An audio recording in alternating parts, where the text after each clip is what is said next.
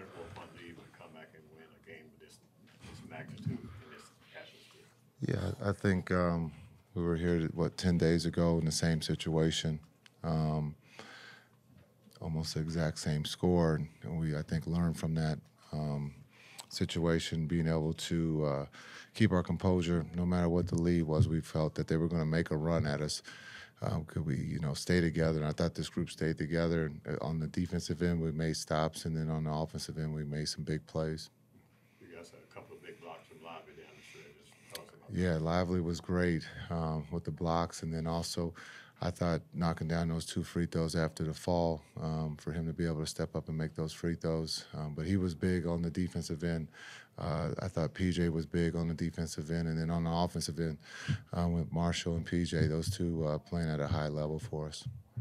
When you guys are down 113, 108, next 2 possessions, you get 2, and then you get that big 3-point play in transition. Yeah. How important was it, that you guys, you were down multiple possessions, but you got back as quickly as you did? Yeah, it's the same game that we were here 10 days ago.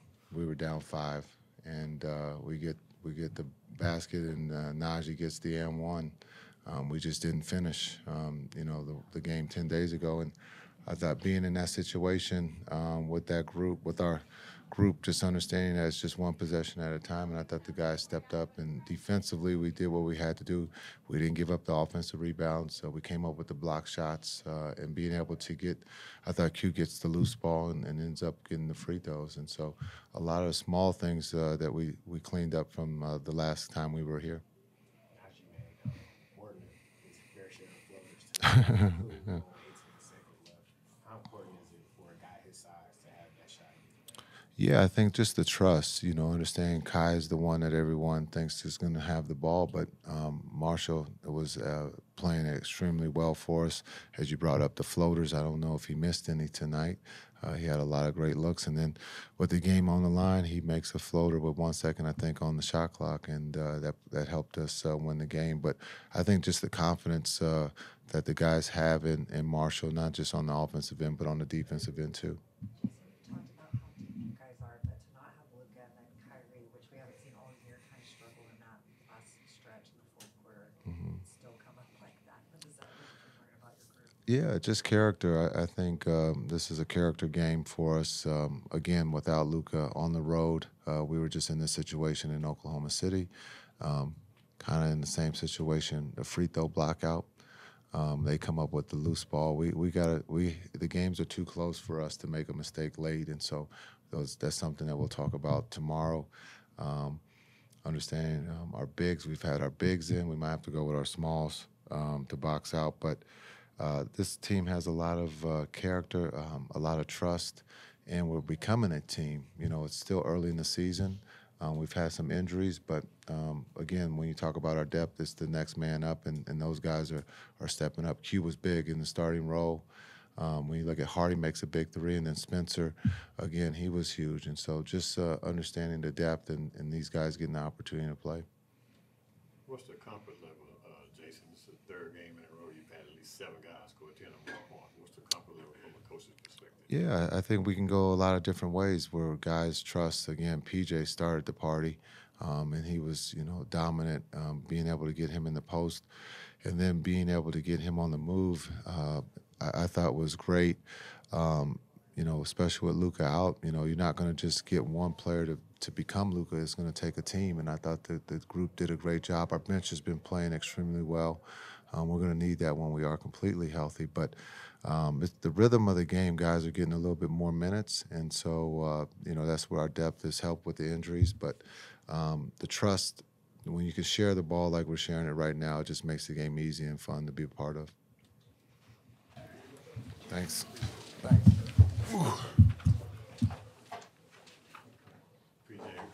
what does that say about you guys when you can blow a 24-point lead but come back and win a game in this atmosphere with all the crazy stuff that was going on in the stands? We continue to fight. At the end of the day, obviously the 3rd quarter didn't go how we wanted it to, but I felt like we bounced back and kept our poise and just kept attacking. This is the 3rd game in a row you guys have had at least 7 guys score 10 or more points. What does that say about your team overall? We're a really good team. We got a lot of really good players, and guys are starting to find their rhythm. So it's a great sight to see, and I'm glad everybody's picking each other up, playing together, and just being aggressive. There was a moment earlier in the game where I think Najee hit one of his floaters and the whole bench just did this. He hit the one with 18 seconds left. What does it say about a guy that kind of has that in his arsenal at that size? He works on that. I mean, every day. I mean, me and him both, we both got that. So I'm excited to see somebody else doing it too. So he's in a real good groove right now. He's finding his confidence and he's continuing to build on it. So I'm excited for him and I'm happy to play with him. He works his butt off on both ends of the floor and he deserves everything he's doing right now. Jason said you guys were in the same position 10 days ago. Just the fact that you were able to gut it out and actually get a come away with it. What does it say about the team's resiliency? It says a lot. I mean, at the end of the day, we didn't want it to go like how it went last time. So we just locked in and tried to win every possession, and we knew every possession mattered at the end of the game. So just trying to be smart and limit them and come out with a W. Was that Utah loss kind of a low for you guys? And if the answer is yes, what's kind of changed since then? Yeah, I mean, I think after that loss, we kind of we had a meeting and kind of told ourselves we got to be better than that. Obviously, that little skid we had, I think it was 3 games losing or 4 games losing in a row. So just trying to bounce back and just keep being positive about everything and just keep attacking each day and just trying to come out and do exactly what the coaches asked us to do and put ourselves in position to win. What were you guys doing in particular to get that 24-point lead? Just playing free, playing with good pace, trying to get out in transition.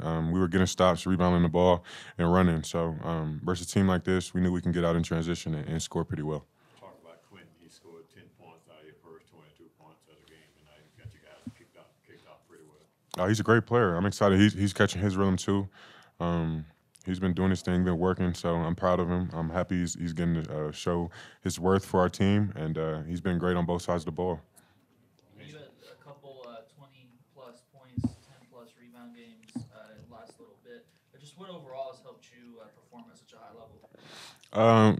Just at the end of the day, I know we got to be better on the defensive glass. So every time a shot goes up, I'm trying to be aggressive and trying to go get a rebound for my team. So just focusing on little things, and I just kind of get a roll going and just being aggressive. I credit my teammates for having confidence in me as well. And you're still in the race for the NBA Cup. Yeah, for sure. We know that. We trying to go to Vegas. How big is that when you look at the overall picture? Oh, it's huge. I mean, at the end of the day, it gives us something to play for early in the season. So I think guys are excited about it, and we know every game matters. So we're taking it to each team, each and every night, and we're just obviously excited we got to win tonight. You mentioned after the Utah loss that there was a meeting. Was it just the players? Was coaching staff involved in it? It was players and coaching staff. I mean, right after the game, we watched film and just tried to learn from it, and I felt like we did a good job of that. And obviously, we've been bouncing back. So we just try to learn from every loss and every win and try to take something on throughout the way and just try to keep getting better at something. Was the last possession of that game kind of shocking to you? Because, like, you play good defense, guy hits a shot, cool, you shake his hand, that's fine. But when you lose like that, talking about the Utah game, that last possession, is that kind of shocking for you guys a little bit? Yeah, I mean, you never want to lose like that in the NBA. We felt like we could have did a lot of things better. Obviously, we lost, but at the end of the day, we got better from it, we learned from it, and we grew as a team. So I'm glad it happened, and I'm glad we're doing a lot better from it now. Just for clarity's sake, was that film session, was that on the plane or was that? No, it was right after the game. So right in the locker room, we looked at it and we tried to learn from it and just talk it out as a team. That's 4 wins in a row for you guys. How do you keep this train going into Miami? Just keep being aggressive, keep playing our game, getting stops, rebounding and running, and just keep doing what we've been doing. Thank you, guys. Appreciate it. Congratulations. Appreciate it. You guys built a 24-point lead there early in the third quarter. How do you explain how you were able to maintain your poise after they took the lead there with 3 minutes to go in the game? You know, we expect them to go on a run. We expect them to make shots.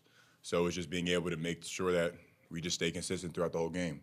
No matter if that's on defense, offense, sticking to our principles. No matter if that's running the ball, communicating on defense, rotating, or just helping the next man. This is the 3rd game in a row you guys have had at least 7 guys score at least 10 points. What's the comfort level knowing that you can find different players to score points? Amazing. You know, you have PJ, you got Najee, you got Kai, you got multiple people going off and just feeling very comfortable with the ball. You know, it's amazing to have. You know, I remember earlier in the season, you know, people were still trying to figure out their spots, how to get touches. And it just seems like we're playing very well together. You know, we're moving the ball well, and we're doing what we need to do. You mentioned Najee had a career high tonight. He scored a lot of his points off floaters, including one with 18 seconds left. Just how have you seen his game grow from day one? Man, it's amazing. You know, just watching his confidence, just watch him just being able to go out there and just go out there, play free. You know, he's not going out there thinking about mistakes. He's going out there to try to make a play, and that's what we need. We don't need people to be timid out there. We need people to be aggressive. That's definitely what he's doing. Is there always some level of kind of grace period when you introduce new people to the lineup, the team, the rotation, you know, and just the roster in general? So, of course, you know, they're on a new team with new players. We got to be able to figure out each other's tendencies, figure out what each other likes to do, which way we like to go, what spots we like to get to. And it's just learning each other, learning how to play together. And, you know, I feel like we're doing an amazing job. You know, we're going to have mistakes, but it's going to not let those mistakes determine how we play. What's the challenge when you're trying to contain a guy like the Joker when you know he's going to get the ball a lot and he's just a tough cover? You know he's going to score the ball. You know he's going to get his rebounds and stuff. He's just trying to make it as hard as possible. You know, he's going to tip the ball to himself as many times as he can. He's going to throw elbows. He's going to body check you in the paint. But you got to be able to just power through it. You know, it's a game of basketball out there. No matter if the whistle's on our side or not, we got to go out there and do what we need to do, and that's win. But you had a couple of key blocks down the stretch. Let's talk about those. Yeah, you know, I'm just trying to be as active as I possibly can on defense, no matter if that's the first quarter or the fourth quarter. Trying to help out my teammates, and I just saw opportunities for me to go in there and affect the game. You know, and that's what my teammates expect me to do, and that's what they need me to do. You guys have won 4 in a row now. How do you keep this train going into Miami? Learning from our mistakes, you know, not being complacent with wins and not being complacent with just, you know, a win we haven't gotten in a while. So it's just moving on, next play, next game, next day mentality, and just taking that moving forward. PJ mentioned the Utah loss is kind of like a turning point for this team. He said you guys had a meeting afterwards. Just who were some of the main voices in the room? What was the message? No matter if it's Luka, Kai, Keith, PJ, me, or Gaff, you know, anybody who has, even Spencer, you know, everybody's out there going and just giving what they see. You know, no matter if that's being judged off effort, no matter if that's not being judged off mistakes, no matter if you're missing shots, but you're still going out there to compete and play basketball, and that's what we needed. You know, we needed to start playing basketball. We needed to play basketball, and that's what we've been doing these past couple of games, and it's been working. Not just this game, Lively, but you guys won the OKC game without Luka. What does that say about this team that you can win games of that magnitude without your best player? Next man up mentality, like I told you. Being confident in the next man, being confident in the past. You know, we have an amazing team out here. We're definitely starting to trust each other a lot more, and this is just a start. So it's just going to be great to see how far this can go. Still in the hunt for knockout rounds for the NBA Cup. Just from last season to this season, what differences do you see in like the team's, I guess, hunger for the team to compete? It's definitely a lot more competitive, and you know that's what you love. Whenever the game gets more competitive, it makes you want to play that much harder. So just knowing that you have that little extra bit on the line just makes people want to go out there and not make mistakes and go out there and try to do our best, and that's what we do. But you know we're going to make mistakes, but it's how we capitalize off of our mistakes is what's going to determine. When we talk about Grimes a little bit, he scored 10 of your guys' first 22 points tonight to kind of set the tone a little bit. For sure. You know, Q's definitely been a great addition. You know, he's been getting really comfortable. He's been doing what we needed to do. And, you know, if he makes a mistake, he's leaning on us. He's asking questions. He's being aware. He's trying to figure out what we need him to do, and he's been listening. You know, no matter if that's running the floor, no matter if that's spacing, no matter if that's the redrive, just trying to keep the ball moving as quick as possible and not trying to let it get stagnant. Was there any part of the yellow court that was a little bit distracting tonight? No, court's a court. You know, no matter if it's going to be outside on the asphalt or inside an arena, a court's a court. Appreciate you. All right.